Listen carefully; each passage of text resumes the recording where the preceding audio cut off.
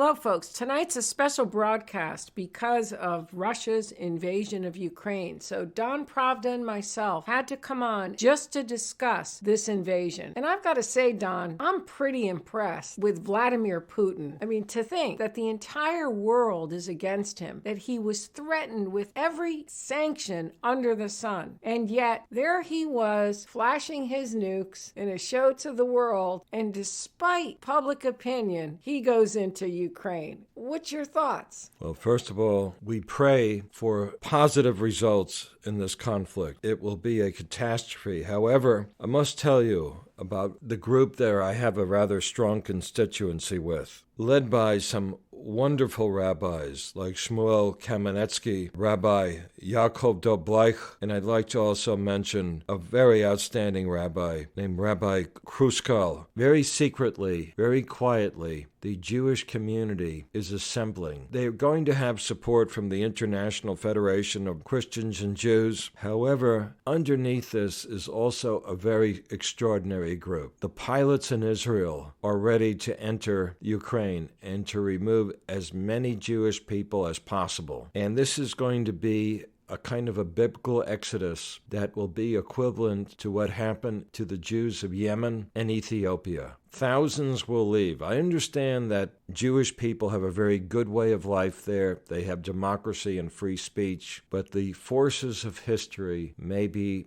propelling them to leave at this time by the thousands. That's pretty incredible that this event is actually causing another exodus back to Israel. But one of the things I want to talk about on tonight's broadcast, I want to give a kudos and attaboy to Vladimir Putin for having, what would you call it, of steel? Nerves of steel, made of steel, to just totally go against everybody in the world, every nation that was threatening sanctions. That's what we want to talk about on tonight's broadcast. We want to talk about the smokescreen of democracy and how in the Ukraine you have a big right-wing faction that was even part of the Euromaidan rallies, and that faction is pretty strong. And you want to add a little bit more about that, Don? There is clearly a history of anti-Semitism in the Ukraine. It has very deep roots and very dark roots. And of course,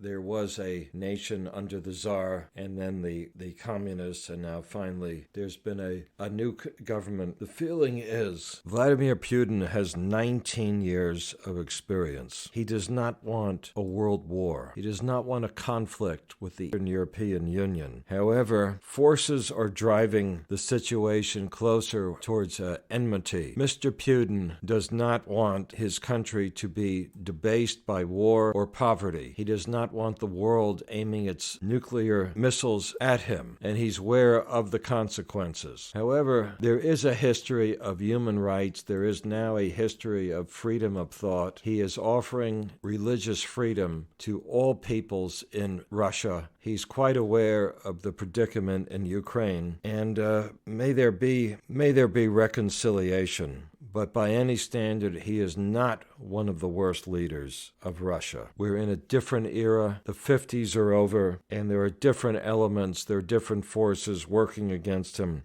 Vladimir Putin is literally made of steel with this going against everybody in the world, this display of his nuclear weapons, and just bucking opinion. But in response to that, also, I want to talk again about this smokescreen of democracies. So I'd like to read an email that I received from a woman on the channel, and I'll just mention her first name is Gloria. Her former husband had worked for the NSA. She's a very smart woman, and she said, "I saw your broadcast on the Ukraine and Russia with Don Pravda, and it was excellent. Over the weeks, I've been doing much research on this matter as far back as the 7th century BCE. The eastern Ukraine is ethnic Russians and Jewish settlers who settled there during the diaspora diaspora. The western Ukraine is Slavic, German, and Slavic Iranians or Persians who settled there in 7th century BCE. There is also a large Jewish population in Kiev, or anciently known as Kievan Rus. There is still a large Jewish population in Russia also. In 2014, the western Ukraine started persecuting ethnic Russians and Jews. In 2014, Vice President Biden, John McCain, and Hunter Biden signed the agreement with Ukraine for the pipeline for which Hunter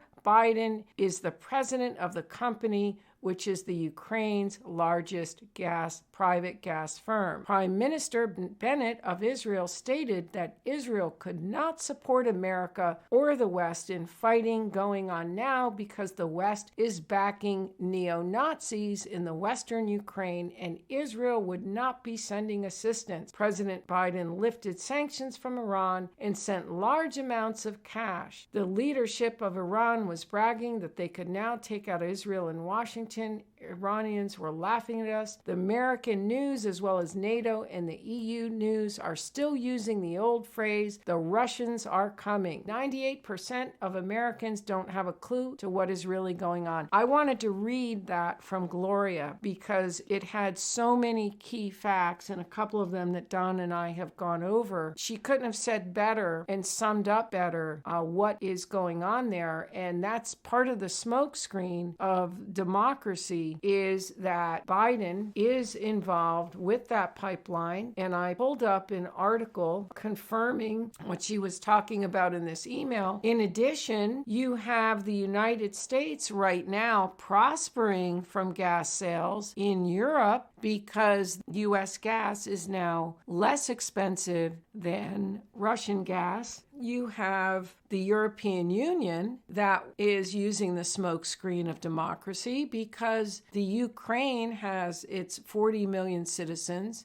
Wheat is a major product within the Ukraine, as well as it would enlarge the European Union to almost 550 million citizens, as well as the European Union would then acquire through membership the products of the Ukraine that would then become a key part of Europe's market. But first, the European Union has requested that they work on their issues within their country first to become more democratic, more in line with the European Union. But there was actually articles today that stated the Ukraine wants to instantly now become a member of the European Union. So the point is this whole democracy bit is a huge smokescreen. What's really going on here is a land grab. The EU wants it. The United States wants it because of the pipeline, because they want to sell gas to Europe. And Vladimir Putin also wants to build his economy. And Ukraine is a border country of Russia with Russian speakers. Putin totally understands this multipolar world. And I want to talk a little bit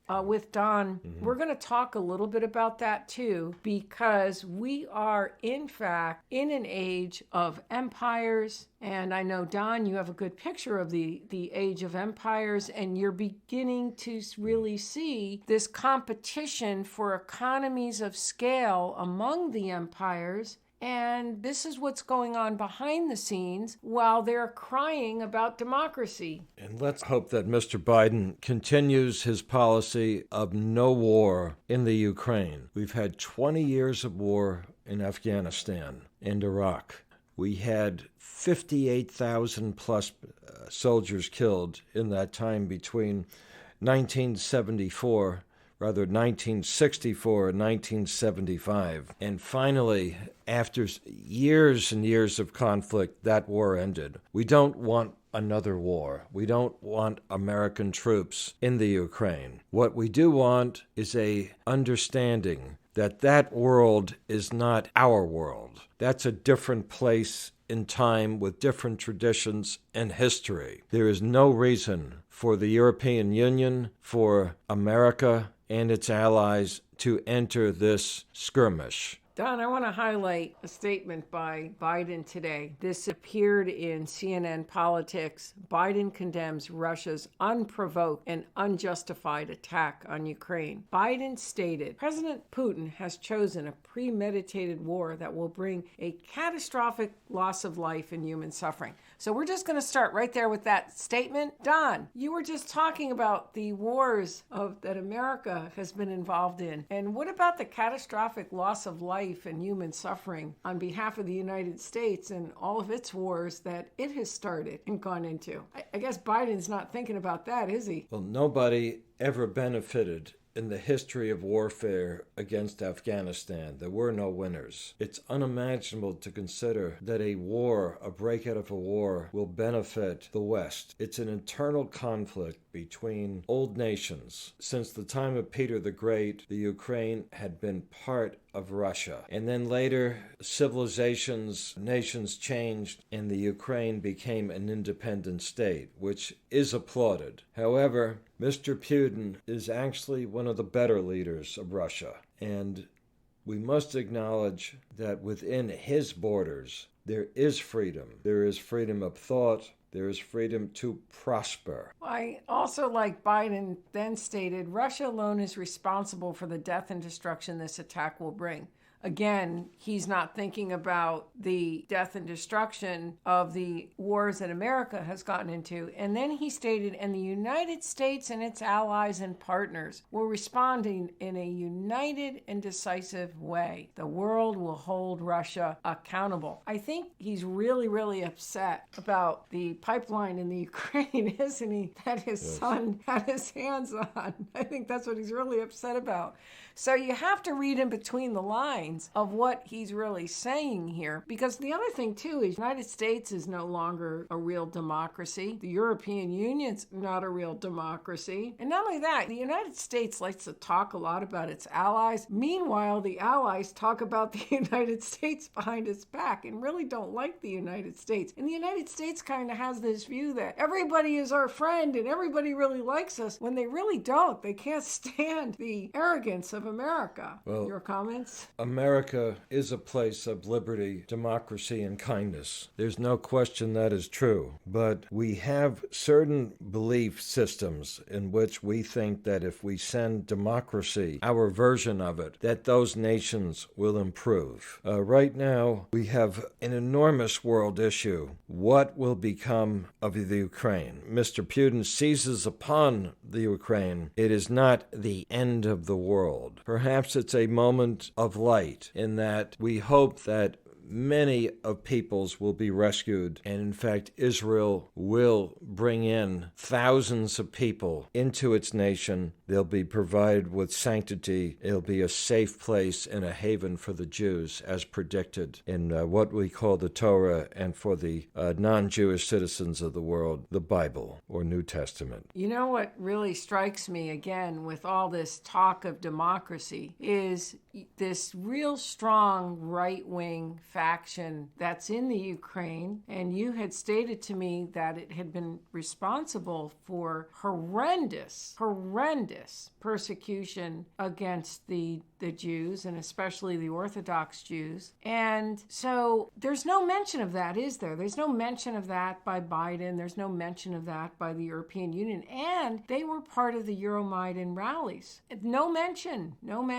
But one thing I know is, with Putin going into the Ukraine, and it looks like he might very well be going into all of Ukraine, he won't tolerate that. I know one thing, Putin will not tolerate that faction. And may I remind our Jewish brethren around the world, the Lubavitcher Rebbe came from the Ukraine. He had to leave with his family because of the murder, the anti-Semitism, the loathing of the Jewish people. He was able to get out. He was able to live in Germany and France and ultimately get papers that brought him to the United States, which is, by any standard, as is said in Lubavitch, a place of kindness eternally for the Jewish people. And it's not a coincidence that Lubavitch has a very, very special place in the nation right now. And they are the ones who are worrying about the Jewish people. So much aid and effort is going through the Lubavitch community and will continue to do so. And one day may all be free and not be prosecuted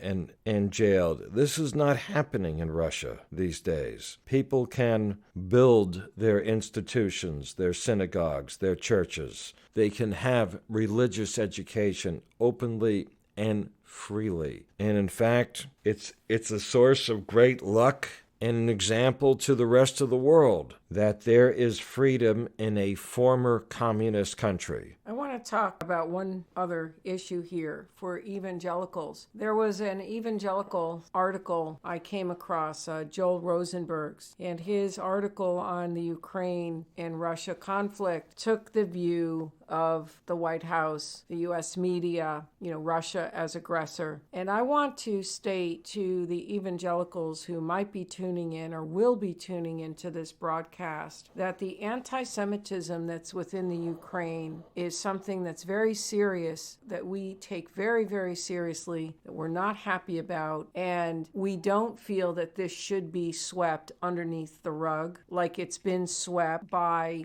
those within our government, not mentioned, swept underneath the rug, disregarded. As a matter of fact, the government or puppet government that we had tried to install was backed by the right-wing faction. The U.S. government knew that, and yet the U.S. government is a friend of Israel. And there's a contradiction in this. This is an area where Putin shines because he taking over the Ukraine, and I know many people are very upset, but it's a smokescreen. It's a smokescreen because they really have other agendas, and the agenda is usually money, some sort of money for their empire, because we're in a race with the empires now. Again, in this multipolar world, I've got to hand the top dog again to Putin for defying the other empires in the face of sanctions, but I'm sure they all knew about the invasion and were shorting Gazprom and making up for it that way. The point is that the negative view of evangelicals, they're adopting the media view in this conflict that is a conflict between Russia and Europe that also involves association agreement, that there was a tug of war between Russia and the European Union, which one the Ukrainians would decide for, and you had Russia and the European Union outbidding one another in loans, in aid for the Ukraine to get the Ukraine to sign on. And so there's more involved in this conflict than what you're being told. It's about much, much more, and there's a smokescreen that this has to do with sovereignty and it has to do with democracy, and it has nothing to do with any of that. It's really a land grab. Everybody wants the Ukraine. The U.S. wants it because of the Biden sons liaisons, business liaisons regarding the pipeline. You have the European Union that wants it for its reasons. And so, folks, I'm glad you tuned in so that you can hear this and you can hear what the hidden agenda is really about. And when they're crying over this invasion, and you had to see the look of just sheer disappointment on Commission President Ursula von der Leyen's face, on Biden's face, just the horror, because they really felt that they were going to be able to bully Russia into doing what they wanted Russia to do. Putin didn't go along with it. Well, realistically, like many conflicts and wars, it's about land and money, and this is no different. But all things being equal, Mr. Putin is actually a positive force in this world, and it is not the Russia of the early 1950s and the Cold War. It's a Russia that wants to prosper, have peace with its allies, that has religious freedom, economic opportunity, and has made vast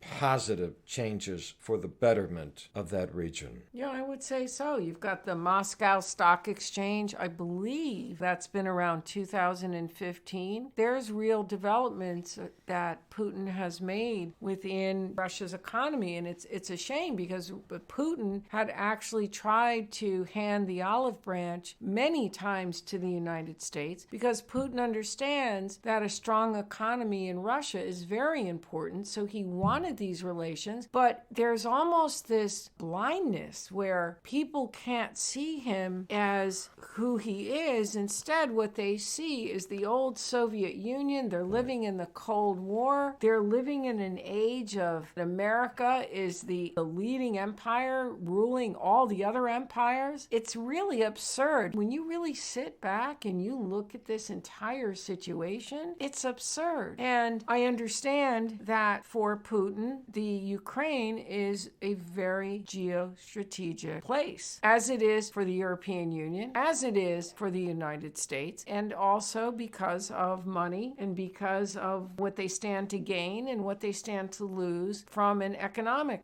point of view. The U.S. selling its gas, Europe building its empire, and part of building its empire is the strength of its common market, the strength of its market, the nations all eliminating or reducing their sovereignty and coordinating their laws with Europe, and the trade going freely within those borders. And what Europe doesn't have is a member. It's got incredible association agreements with the other nations, and Europe is becoming bigger and more powerful, and it is flexing its muscles, and it is beginning to write the rules for the world. So of course Europe wants to add the Ukraine, which is the second largest European nation of 40 million. I mean, who wouldn't want a country that size? And then you have the United States. The United States is very greedy. We don't want anybody taking a slice of our pie. We want to sell our gas. And of course, Hunter Biden, and I don't know the full details of his deal in the Ukraine, but I know he does have some kind of a deal or had some kind of liaisons there. It's obvious there's American involvement in that pipeline. And by the way, concerning the Nord Stream 2, that's not a done deal, the suspension of the Nord Stream 2. It's suspended for right now, but also they're expecting that many companies are going to initiate lawsuits regarding the suspension. So I think they were all clapping over at the White House, but then those claps stopped when they realized this was just temporary because the United States has been aiming to shut down that pipeline, and again, for its own greedy reasons. So folks, that's the kind of world that we're in right now, this multipolar dog-eat-dog,